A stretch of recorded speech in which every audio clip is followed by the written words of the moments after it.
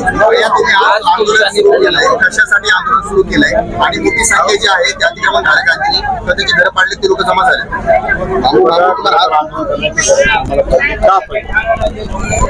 ज्यावेळेस कुठल्याही नोटीस न देता प्रक्रिया पार न पाडता तुम्ही आमचे घर पाडले, कुठलीही प्रक्रिया न पार पाडता तुम्ही आमच्या घरावर मारहाण केली, तर आमच्या समोर हा प्रश्न आंदोलनाशिवाय राहिलेला नाही.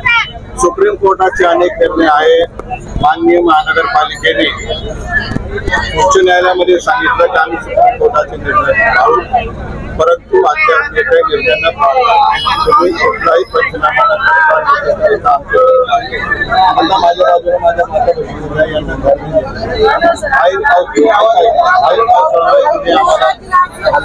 ऐन पावसाळ्यामध्ये तुम्ही आमचे घर पाडले. तुम्ही महानगरपालिका आयुक्ताला एक प्रश्न विचारतो, असा कोणता कायदा आहे की ज्याच्यामध्ये घराला नोटीस न देता रस्ता रुंदी करण्यासाठी तुम्ही घरं पाडू शकता? याची माहिती आम्हाला द्यावी. राज्याचे मुख्यमंत्री तुम्हाला लेखी निर्देश देतात. राज्याचे मुख्यमंत्री प्रत्यक्ष संभाजीनगरमध्ये सांगतात की तुम्हाला मोबदला दिला जाईल. असा कोणता कायदा आहे की त्याच्यामध्ये मुख्यमंत्र्यांना ऐकायचं नाही? शेवटचा प्रश्न जर त्यांना विचारायचा ठरला तर मला त्यांना हाच विचारायचा आहे की शहराच्या रस्त्याची जर रुंदी वाढली असेल, ती रुंदी वाढत असताना तुम्हाला मोबदला देण्याचा कायदा माहीत नाही? बाजूच्या जालना जिल्ह्यामध्ये सरकारी जमिनीवर अधिग्रहण करण्यासाठी 2019च्या कॅबिनेट निर्णयाप्रमाणे मोबदला दिला जातो. हा कायदा तुम्हाला माहिती आहे? जनतेची काय चूक आहे? कोणत्या बिल्डरच्या सांगण्यावर हा रस्ता रुंदीकरण होतंय याचं उत्तर काय द्यावं? आज त्यांनी एक अजब गजब प्रश्न मीडियामध्ये सांगितला की सोशल मीडियामधल्या आंदोलनाला आम्ही महत्व देत नाही.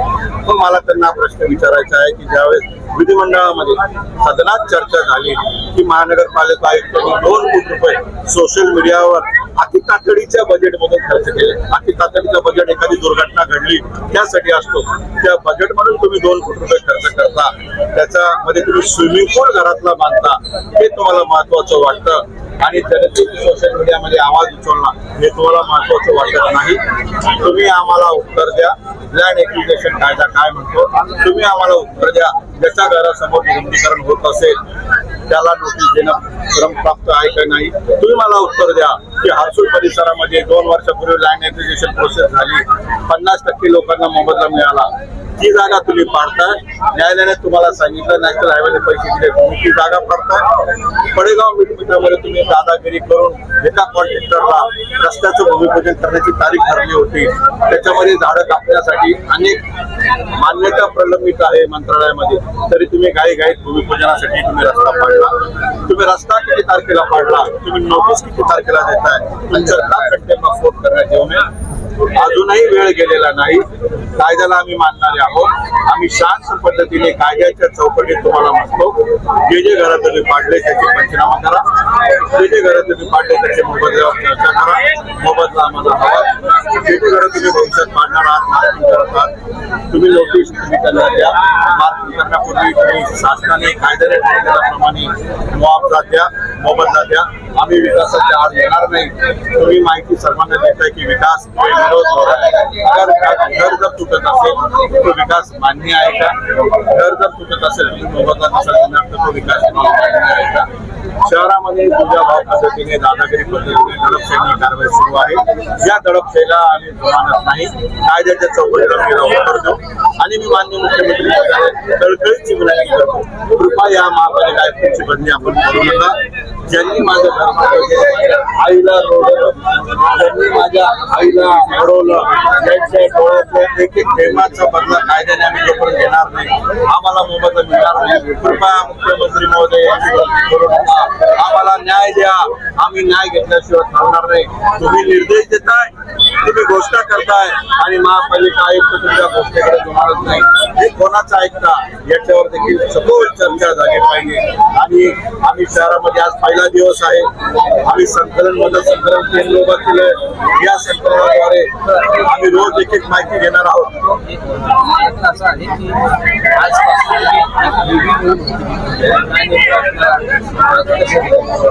हे बघा, या मोहिमेमध्ये आम्ही पहिला अर्ज असा आहे की ज्याच्यामध्ये ज्यांची घरं तोडले ते महानगरपालिका आयुक्ताला, न्यायालयाला आणि कोर्टाला आम्ही माहिती देणार आहोत. आपण कोर्टाला अशी माहिती देणार आहोत की तुम्ही आमची घरं तोडले, तुम्ही पंचनामा नाही, तुम्ही पंचनामा केला नाही, तुम्ही पंचनामा न करता आम्ही घरं कशी पाडले, तुम्ही घरं पाडत असताना आम्हाला नोटीस का दिली नाही, तुम्ही ज्या ठिकाणी आवश्यक वृत्ती असेल 30 मीटर असेल, 40 मीटर असेल, आमची बघितली 75 फूट असेल, तर या वृत्ती तुम्ही कोणत्या आधारे घेतल्या याचा तुम्ही खुलासा करा. तुम्ही मोबाईलला आम्हाला का दिला नाही आणि मोबाईलला न देता कुठल्या कायद्याने तुम्ही पाडले, या प्रकारच्या अर्जाने महानगरपालिका आयुक्ताला आम्हाला 7 दिवसाचा मोबदला द्या आणि 7 दिवसाचा मोबदला दिला नाही. कारवाई करत असताना तुम्ही नोटीस द्यायला पाहिजे होती, 15 दिवसाची सुनावणी व्हायला पाहिजे होती, त्यानंतर मोबदला दिल्यानंतर 4 आठवड्याच्या आत कारवाई व्हायला पाहिजे होती, परंतु तसं झालं नाही. दुसरी आमची मागणी आहे की ज्यांच्या घरावर मालकी आहे त्या घरावर मार्किंग करत असताना तुम्ही कुठल्या अधिकारात मार्किंग केली, तुम्ही मार्किंगच्या अगोदर नोटीस दिली का, तुम्ही नोटीस का दिली नाही, तुम्ही माझं घर पाळत असताना मला तुम्ही काय मोबदला देणार ही देखील माहिती आम्ही त्याच्यामध्ये विचारली. सर्व नागरिकांनी हे अर्ज भरायचे. या अर्जामध्ये कोणाचं किती घराचं नुकसान होतंय, पत्र किती होता, दरडोचं घर होतं का, घरात चोरी होती का, ह्या देखील गोष्टी त्या ठिकाणी बघायच्या आहे. आणि तुम्ही हा का बघितलं नाही असे 2 प्रकारचे अर्ज देतो. आता माझ्या बहिणी उभे राहतो यांची तर वेगळाच प्रश्न आहे. यांना सांगितलेलं देखील की आम्ही तुझे घर करतो, जागा करतो, तुम्हाला प्रधानमंत्री आवास योजनेची गरज आहे, परंतु दिले नाही, गेले की ते रवाना करतात. परवा त्यांच्याकडे नेते आले रस्त्याच्या उद्घाटनला, यांनी प्रशासनाची गाडी बसून पळून गेली. तर माझा महानगरपालिका आयुक्तांना सवाल आहे की तुम्ही घर पाडत असताना नोटीस का दिला नाही. माझा त्यांना सवाल आहे की घर पाडल्यानंतर तुम्ही मोबदला का दिला नाही, तुम्हाला लँड ऍक्विजिशन ऍक्ट मान्य नाही का.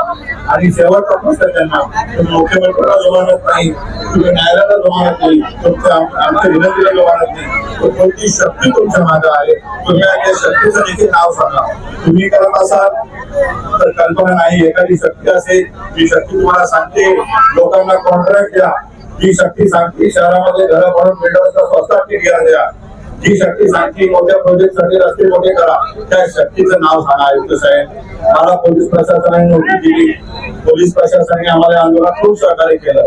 मी पोलीस प्रशासनाला विनंती करतो की कुठल्याही ठिकाणी पोलीस बंदोबस्त देताना देण्यापूर्वी त्यांना विचारा या नाट्याची रुंदी किती आहे, तुम्ही त्यांना विचारा त्या लोकांना नोटीस दिली का, तुम्ही त्यांना विचारा या लोकांना मोबदला दिला का, आणि नंतर पोलीस प्रशासन द्या. आजच्या मला नोटीस मध्ये सांगण्यात आलं की आयुक्तांच्या घरासमोर आंदोलन झालं, त्यांच्या परिवाराला त्रास होईल. ती भगिनी माझी सख्खी बहीण आहे, त्यांची कन्या माझी कन्या आहे, त्यांच्या परिवाराला त्रास देण्याचा माझा उद्देश नाही. ते संस्कार माझ्यावर नाही. कधी प्रश्न त्यांना विचारतो, त्या माझ्या आई बहिणी पीठ पडत होत्या, स्वयंपाक करत होत्या, संध्याकाळी तुम्ही यांचं घर पाडलं, या सकाळी स्वयंपाक करत होत्या, तुम्ही यांचा पसारा घरात करून दिला, यांना सांगितलं तुम्ही घर रिकामे केले, आता माझ्यासाठी तुम्ही आमची घरं काढले. साहेब, मला माझ्या आईला तुम्ही अत्याचार केला, तुम्ही दिलं, याचा मला थोडाही त्रास होणार नाही का. 2 शब्द तुमच्या विरोधात प्रश्न विचारले, म्हणजे तुमची ग्लॅमरस दुनिया असेल, तुम्हाला वाटलं असेल की मैं जो करता हूँ कायदा हातात माझं नाव होईल, फक्त माझ्या घरी झोपडीकडे बघा साहेब, तुम्हाला झोप कशी येते हा प्रश्न माझा आहे. आणि कायद्याच्या चौकटीत न्याय भेटल्याशिवाय राहणार नाही. आंदोलनाचा पहिला दिवस आहे, अनेक दिवस हे आंदोलन संभाजीनगरमध्ये सुरू होते. 7 दिवस करणारे जनता आहे हो, तुम्ही नगरसेवक नाही करू शकत. आज जे वेळे त्यांच्या नादाला लागले असतील की साहेब नगरसेवक करतील, तर त्यांनी अर्जंटमध्ये स्वतःची काळजी घ्यावी. घर तोडणार तुम्ही आम्हाला नगरसेवकाची भाषा करा. या राज्यामध्ये या देशाचे सगळे पक्ष संभाजीनगरला आहे, सगळे कार्यकर्ते आहेत, ते घरोतील सुद्धा पक्ष उभं राहायचं. ही लढाई राजकीय करू नका, तुम्ही वैयक्तिक कोणाला निरोप देऊ नका. हा त्रास आम्हाला झाला आहे आणि याचा बदला आम्ही कायद्यात घेऊ. सर्वांना विनंती करतो, शांत पद्धतीने आपल्याला जायचं.